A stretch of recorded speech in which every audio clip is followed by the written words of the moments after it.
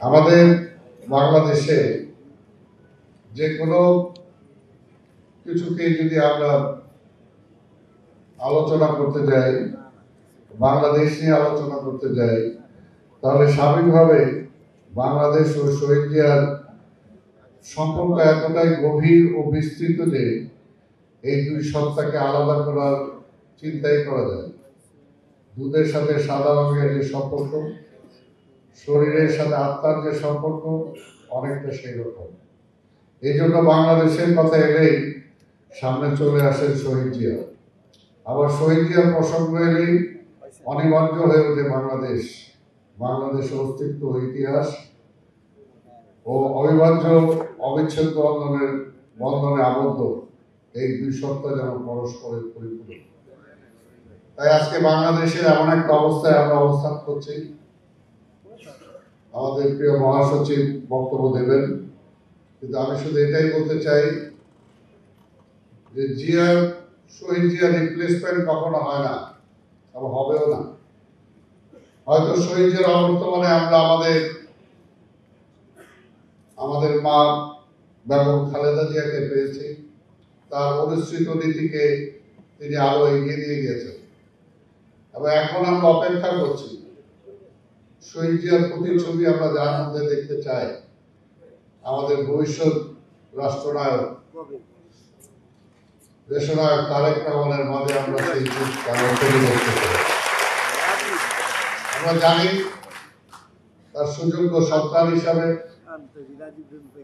আমরা আশা করি, দেশবাসী আশা করি যে বাংলাদেশের প্রতিটা ক্রাইসিসে যেমনি শহীদ জিয়া আমাদের সাথে ছিল, এখনো আছে।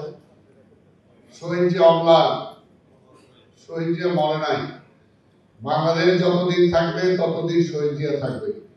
আর শহীদ জিয়াকে যদি আমরা ধারণ করতে পারি, শহীদ জিয়ার অনুসৃত নীতি যদি আমরা ফলো করতে পারি, তাহলে বাংলাদেশটাকে এগিয়ে নিয়ে যাওয়া সম্ভব হবে। তা আমি বক্তব্য দেব না, আজকে শুধু এটাই বলবো যে আজকের এই স্মারক গ্রন্থ আপনাদের সামনে আমরা উপস্থাপন করেছি। এটা কিছু কিছু ত্রুটি তো অবশ্যই আছে, এবং যেটা স্বাভাবিক, আমাদের প্রিয় মহাসচিব আসলে এটা মুখবন্ধ রাখার কথা ছিল। তখন শেষের দিকে আমার অন্যতম আরেক সম্পাদক কবি আব্দুল্লাহ সিকদার বললেন যে মহাসচিব তো এটা টোটাল সবকিছুরই মালিক, মুখবন্ধ লেখার মানে খুব প্রয়োজনীয়তা আমরা উপলব্ধি করি না। সেই কারণে টোটাল বক্তব্যটা ওনার অনুপ্রেরণাই কিন্তু আজকের এই যেটা আমরা করেছি। এই আমাদের যে দায়িত্ব দিয়েছেন কমিটি, সেটাও উনি দিয়েছেন, মহাসচিব দিয়েছেন, এবং আমাদের প্রতিনিয়ত যে লেখাগুলো আমরা এখানে সন্নিবেশিত করেছি, সেগুলো প্রতিটা লেখা উনি দেখেছেন, দেখে সম্পূর্ণভাবে দিয়েছেন। এবং আজকের এই প্রকাশনায় আরেকটা আমরা স্মরণ করতে চাই আমাদের দেশনায়ক তারেক রহমানকে। তিনি আমাদেরকে বিভিন্ন পরামর্শ দিয়েছেন, বিভিন্নভাবে সহযোগিতা করেছেন, এবং আমরা অনুরোধ করেছিলাম যে আমাদের প্রকাশনা উৎসবে যাতে তিনি থাকে, কিন্তু তিনিও বলেছেন যে না, আমি না, আমার তো পিতা। কাজে তাকে মূল্যায়ন করার জন্য আমি মনে করি যে মহাসচিব শ্রেষ্ঠ মানুষ, মহাসচিবকে দিয়েই আপনারা মোড়কটা উন্মোচন করবেন। সেই কারণে আমি আজকে মহাসচিব আমাদের এইখানে প্রধান অতিথি হিসেবে উপস্থিত আছেন, তিনি মোড়ক উন্মোচনে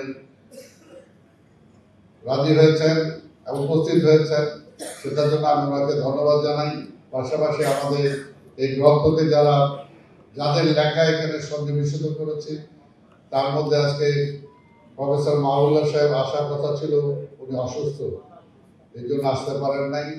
আমাদের ডক্টর মোশাররফ হোসেন স্যার আসার কথা ছিল, তিনি অসুস্থ, তিনি আসতে পারেন নাই। আর যারা এসেছেন তাদেরকে আমি ধন্যবাদ জানাই।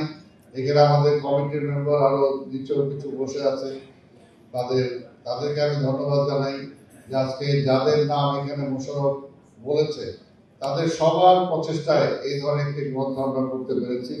এবং আজকে মহাসচিব আবার আমাকে একটু আগে বললেন যে আমাদের নেত্রী, দেশনেত্রী বেগম খালেদা জিয়ার উপরে যাতে আমরা আরেকটি কাল যদি এই ধরনের কিছু প্রকাশনা আমরা কিছু করতে পারি, উনি থাকা অবস্থাতে আমরা যাতে করতে পারি সেটার জন্য আমরা একটা উদ্যোগ নেব, এবং সেই ব্যাপারেও আমি সবার সহযোগিতা চাই। আজকে আমি আবার সবাইকে আজকের প্রকাশনা অনুষ্ঠানে উপস্থিত হওয়ার জন্য ধন্যবাদ জানিয়ে আমার বক্তব্য শেষ করছি। খোদা হাফেজ।